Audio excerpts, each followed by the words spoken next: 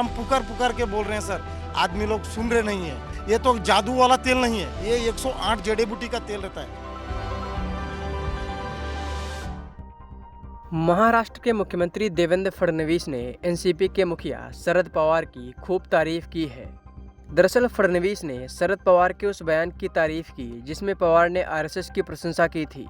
CM ने कहा कि शरद पवार ने यह देखने के बाद आरएसएस की तारीफ की कि कैसे संगठन 2024 के लोकसभा चुनावों में विपक्ष द्वारा फैलाए गए फर्जी नैरेटिव पर काबू पाने में कामयाब रहा।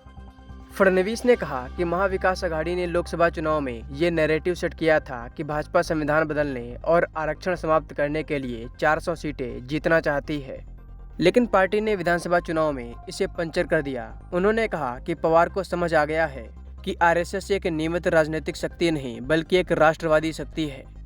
सीएम ने कहा कि किसी भी प्रतिस्पर्धा में दूसरों की प्रशंसा करना अच्छा होता है, शायद इसीलिए पवार ने आरएसएस की प्रशंसा की होगी।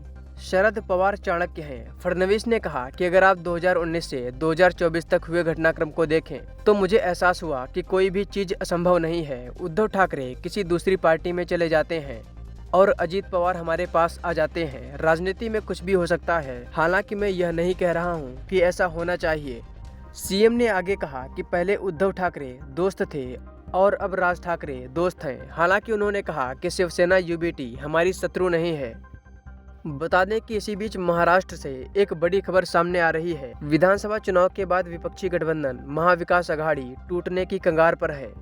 इसी बीच उद्धव गुट के नेता संजय राउत ने एक बड़ा ऐलान किया है जिससे गठबंधन में दरार की बात खुलकर सामने आ गई है।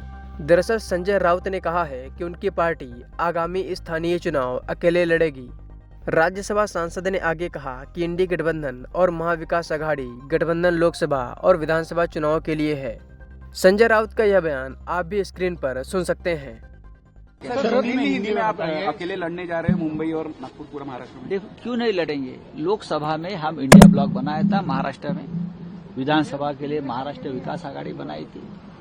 आघाड़ी में बहुत से कार्यकर्ताओं का हम उनकी जो इच्छा रहती है लड़ने की वो पूरी नहीं कर सकते। तो लोकल बॉडीज चाहे महानगर पालिका हो, चाहे जिला परिषद हो, चाहे नगर पालिका हो, वहाँ कार्यकर्ताओं को लड़ने का मौका देना चाहिए।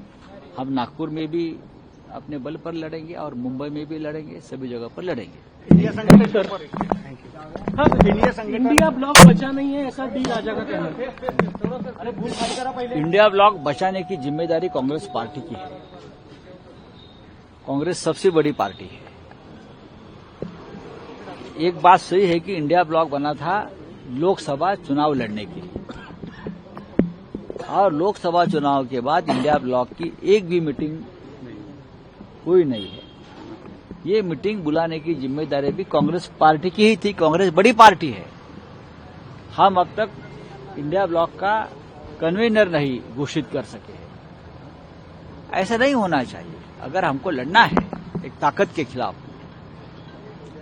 तो हमको ये सब बातें ध्यान में रखनी चाहिए।